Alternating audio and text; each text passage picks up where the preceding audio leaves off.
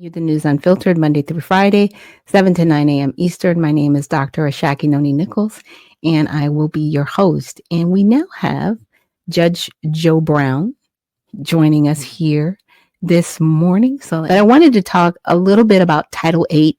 I saw you on InfoWars the other day talking about it, and I wanted to get a little bit more into it so people can understand what you're talking about with 8 U.S. Section Code 1324.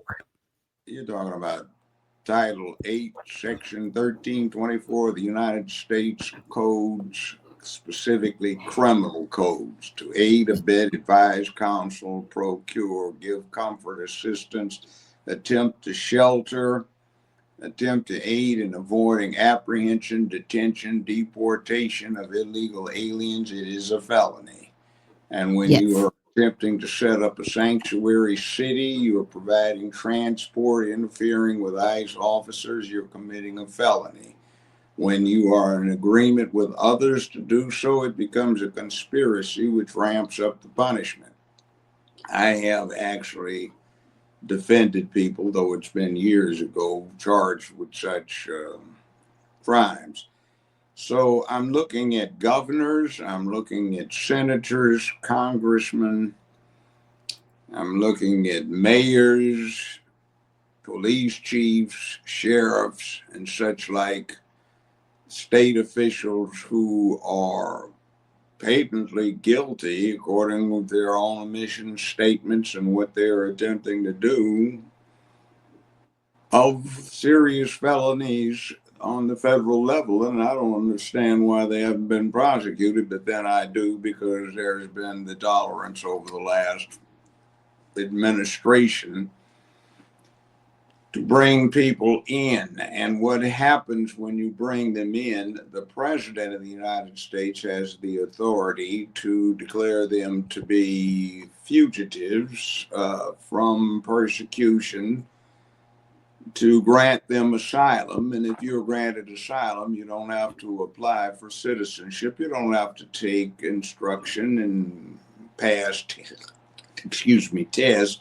You automatically become a citizen in 5 years from the effective date of that declaration, and it can be done retroactively. So let's say had Kamala Harris, Imhoff, become president, she could have issued an order declaring that this 30 to 60 million strong contingent could have all been citizens through such status effective, say, January 2020. So 5 years from that would be right now, which means they'd be able to vote in the midterm elections next year. But that person did not win. So now we have all of these individuals who were part of this scam, and they're stuck with the fact that they're doubling down on committing federal felonies. Now, did I want to say with Donald Trump introducing, or I say reintroducing, because it's already on the books, the 1798 Alien Enemies Act. Yeah, but that's not Title 8, Section 1324. Right. But I want to say, does it have an impact on that? Does that make sense? You can go after them with the Title 8 situation independently of the early act that he's attempting to rely upon. And that early act is literally from the date reflected in the 1790, etc. That's 200 plus years ago. But this is a contemporaneous act that has been used on occasion. Okay. So now with this, I guess, how would they enforce it? That's the part, right? Because it's there, to your point. But what does the enforcement look like? Convene grand juries. Okay. And because it's federal, it doesn't even have to be local. You see that with what happened with Diddy. The search warrants were served in California and Florida, but we wind up with prosecution in New York. We get what they with Trump all over the country, specifically and particularly in New York again, trying to go after him. So anywhere there is an impact, you can bring somebody up on charges when they're federal. Okay. Okay. So let's say we go after California, Illinois, and New York, because those are the three major sanctuary cities that everybody always hears about, right? Yeah, you With tried to do. Illinois, Los Angeles, and New York City. They've even tried to do it in Memphis. They have an opposition to the politics of Elon Musk, so he's trying to set up a super AI computer manufacturing center here. They don't Okay. want it in, but they're trying to bring in Blue Oval into a place called Mason, Tennessee, right outside of Memphis, and they've already hired 15,000 people, but they are from South Korea because Blue Oval is a South Korean company. So the mayor, Okay. the sheriff, chief of police, etc., have all tried to set up a sanctuary city, which is, of Mm, course, going to get them in trouble if people follow the law and grand juries have a meetup. okay. And in California, you don't have to have the grand juries meet in Los Angeles, San Diego, San Francisco, Sacramento. There are all sorts of counties all over rural inland California that could do Okay. that. La di da di dee. Wow. Wow.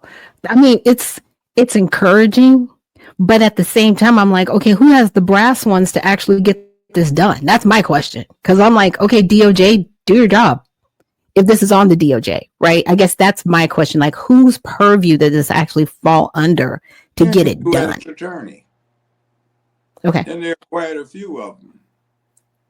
Okay. Every judicial district, federal judicial district, has a U.S. attorney. Okay. Okay. I want to say Alina Habba, she is the U.S. attorney over New Jersey, right? Or at least Mhm. that area. Or part of Okay. New Jersey. Okay. Gotcha. So someone like her in these different areas could bring forth the charges. They could present these accusations to a grand jury. Okay. Okay. Wow. And I'm So sure I'm they're conducting investigations as we speak to see the extent of it and how they can hook up more seriously conspiracy charges. okay. Yeah. Because people really want relief because now, just with what's happening with ICE on the ground in places like Los Angeles and New Jersey and San Francisco, I mean, it's getting really violent. And even in Texas, I think there was like an ambush against ICE agents. Yeah, it's lawlessness. That's like, let's say we decide we're going to go against all U.S. Marshals. Well, aside from Wyatt Earp and all that bunch back in the 19th century having a problem if that happened, it might cause some difficulties, but that's essentially what's being done because when you're going against ICE the way they are right now, you are Mm. flaunting Title 8, Section 1324. It's clear. It's a Wow. long set of statutes. Okay. Okay. Well, like I said, I want to say this is good, and I'm glad we're having this conversation, and I'm glad you brought it up. The way you did on Alex's show, but I wanted to bring you on my show. Thank you for coming because I need people to hear that there is a way out of this. And in my opinion, if we have U.S. attorneys not acting upon this, why aren't they? Right? Who are they Because protecting? they may be flat out ignorant. Okay. Knowledge and familiarity and experience in law is not today what it used to be. There are too many Okay. lawyers, and too many of them have too little experience in the actual use of the law. Okay. And we have governors who are completely ignorant of the law. We have mayors, and that list of officials I ran down initially, they ought to Right. be deeply ashamed and pay for the fact that they're so ignorant of the law. Maxine Waters advocates the violation of the law all the time. So does Cory Booker. So Yeah. does Jasmine Crockett. So do you have with Hakeem Jeffries.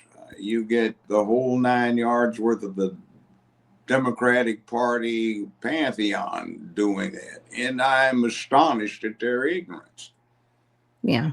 Yeah. The fact that 'Cause- they're advocating it the way they are is, in fact, criminal. That's like yeah. people going off saying things about doing physical harm to the U.S. president. They seem to be doing that with impunity, but that is clearly and has long been against federal law. But they still Yeah. do it, even though they hold offices and ought to know better.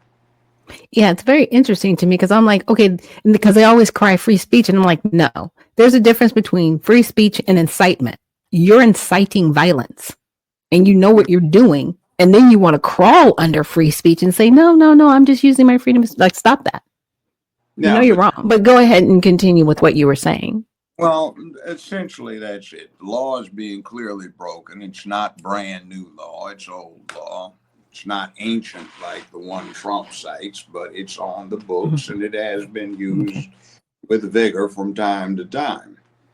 So there is this problem that is also inherent in the current circumstances. We do have this big dust up going on in the Middle East. Iran doesn't like us. There's a residual group from Iraq that doesn't like us. ISIS, Al Qaeda, you name it, they don't like us. China and the U.S. are likely to have hostilities in a couple of years over Taiwan. And we feel immune because there are two oceans between us and them, but they don't have B-2 bombers, but they don't need them. They don't need to go hijack aircraft and commit suicide and crash into Twin Towers or a Pentagon because they could walk across the southern border with backpacks full of military-grade explosives, trainings, detonation devices, get transportation courtesy of various and sundry state and federal government agencies, go where they want to, install the explosives, and await further instructions. And here we have all of these people right here, ready to go. They don't need to parachute in. They don't need to have a rubber boat launched from a submarine. They don't need helicopter incursions. They are already here in place. And you've got 1.5 million military trained male Chinese operative age in their 20s who've been allowed to walk freely across the border. You have people from the Middle East, everywhere we've got deep enemies. They've been coming in, and we've got quite a few tens of thousands of convicted murderers, rapists, drug dealers on a deep level, sex offenders, and nobody seems to have been interested with that. We've got Americans who have needs, who have emergency circumstances due to a bad economy at one point, and they're getting no help. But these people who have absolutely no connection to the United States are here. And by the way, that would lead into a discussion of what they're talking about with birthright citizenship. That was set Mhm. up in the 14th Amendment to specifically undo the language of the Dred Scott decision, which was one of the worst episodes of the U.S. Supreme Court. Right. And the language in the 14th Amendment is a specific refutation of Dred Scott. So Dred Scott was no longer the law. That was a case right before the Civil War that was still good law in America when the Civil War was over. So the 14th Amendment outlawed that. It is clear from an investigation and an examination of transcripts and recordations of congressional activity that there was absolutely no intent that the 14th Amendment and its impact on citizenship relative to where you were born was supposed to apply to somebody who was illegally here.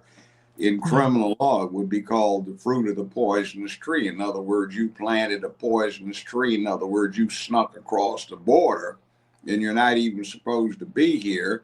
Then citizenship wouldn't automatically apply to your children because you weren't supposed to be here to have them. And Right. technically, what's supposed to go on outside of humanitarian considerations, which should not apply here, is the same as what would happen, say, if I sentenced a woman to the penitentiary and there wasn't a relative to step in to take the children that she may have had. That doesn't excuse her from doing time for a murder case or an armed robbery case. Uh, Department of Human Services would take the children and put them in foster custody or some other sort of custody, and that's what ought to be going on. You come over here, you have the illegals. If you want to maintain the children as a future resource of the country, so if you reinstate the draft and you need cannon fodder, then there they are. But deport the parents. You just have to be cold blooded about it. We are not here Mm. in the business of Wow. opening up our borders, uh, unlike anybody else anywhere else in the world, so we can invite in enemies in an overpopulation situation that does no good for the people who live here because someone wants to support the selfish, narrow minded, short sighted policy of some folk that said we have an opportunity to stuff the voting rolls very quickly. Mm. So let us go ahead and do this and screw the interest of the country. Wow. Wow. Okay. I like thank you for that take. But a lot of people don't really see it that way, you know. It looks Um, obvious to me, and the people that are the pundits for mainstream media, and to a great extent, small and social media as well, they're ignorant. They don't know what's going on. You have 23-year-olds pontificating upon about the law. They've never been in court. They don't know the law. You have people who are supposed to be experts in civil rights law, and everybody flocks to them, and they've never tried a jury case. So they're amateurs. You have judges on state, local, federal benches, federal and state appellate courts who may have tried 5 cases, 3 cases, or none at all as an attorney, but they're sitting on an appellate court and they're inexperienced. It's like you get a referral to a physician. You walk in and you see the degrees, and then you find out, whoa, wait a minute, this guy's never been an intern or a resident anywhere. right. It's all book learning. He doesn't know what he's doing. And that's what you see. Wow. Wow. Now, there was another topic that you had brought up on Alex's show regarding MAGA being a possible third party. Now, is that more so, I don't want to say a split within the Republican Party, right?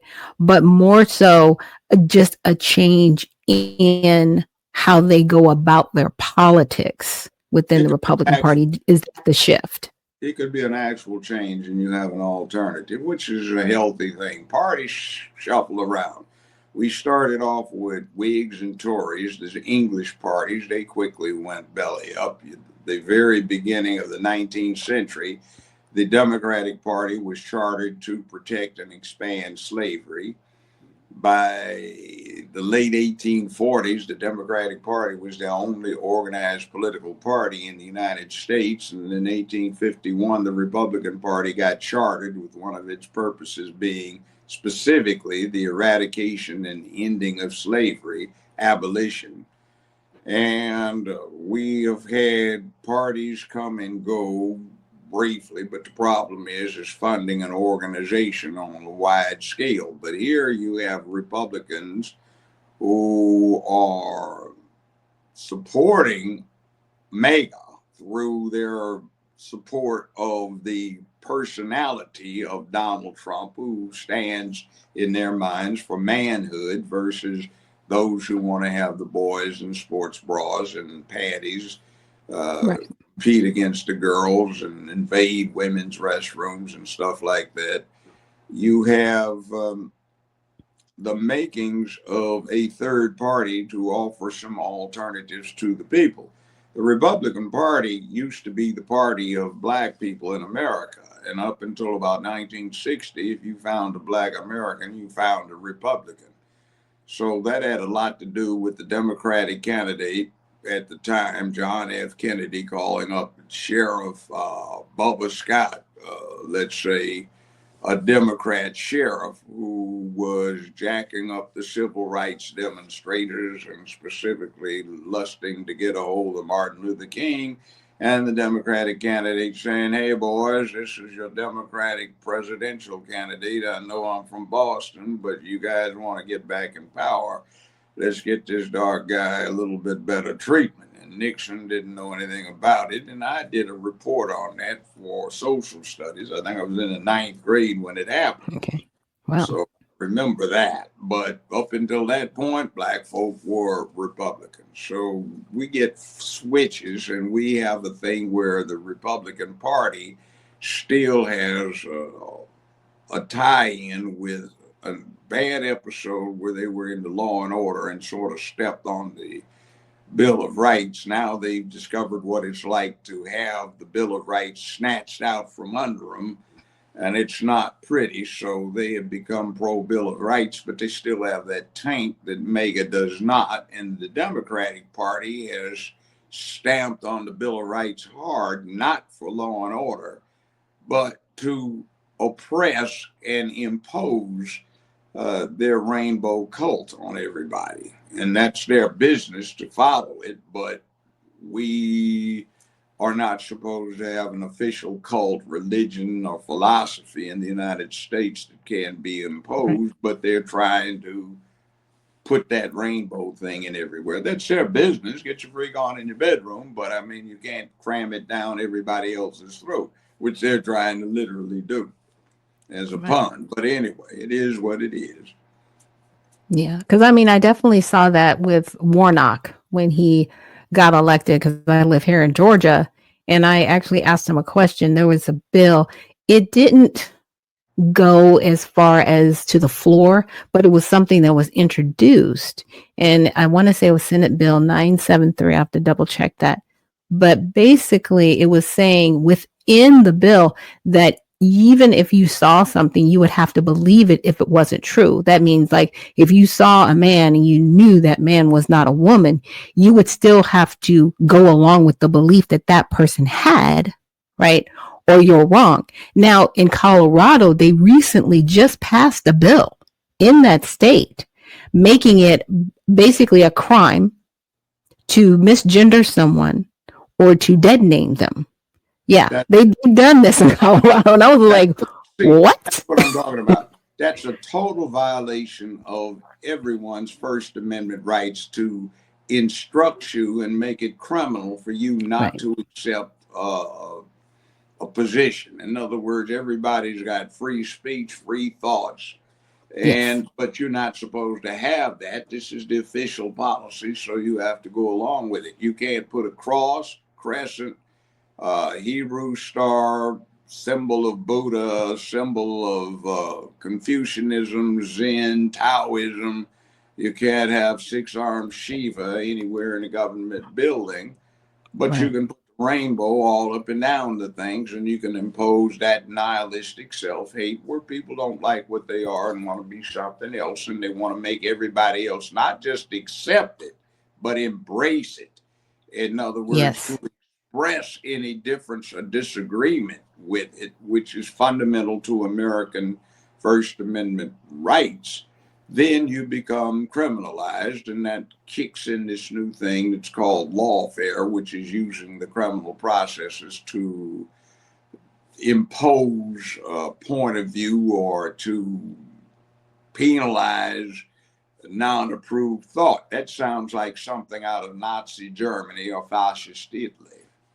Right, exactly. So, I mean, I was looking at it and I was like, in my opinion, I think if the constituents of Colorado, they should be able to push back and appeal this and take this to the Supreme Court to abolish something like this happening in other states, because it makes no sense. To your point, it totally violates the First Amendment. But again, to your other point, it introduces the fact that someone in a that has that cult mentality can pass policies to force people to be a part of the cult, even if they don't want to be.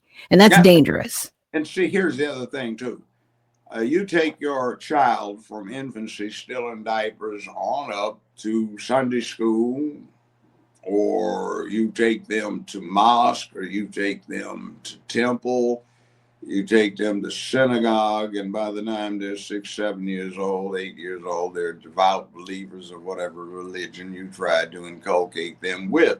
Well, the Rainbow Bunch through the schools gets to impose on preschool children, kindergarten through 12th grade, 5 days a week for the entire school year. For 5 hours a day, they get to take them to the effective equivalent of Sunday school, where there's rainbow all up and down the Right. hall. And you're trying to get them into a situation where they become receptive to being taken to a veterinarian and being neutered or fixed. Right. Right.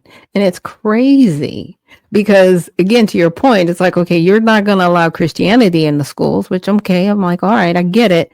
But you put this in place and you say, okay, no, it's not a religion. We're just teaching people how to be, nice to one another, being kind to one another, being accepting. And it's like, no, this is a complete religion, because if you say something to one of these individuals that they don't like, they'll attack you.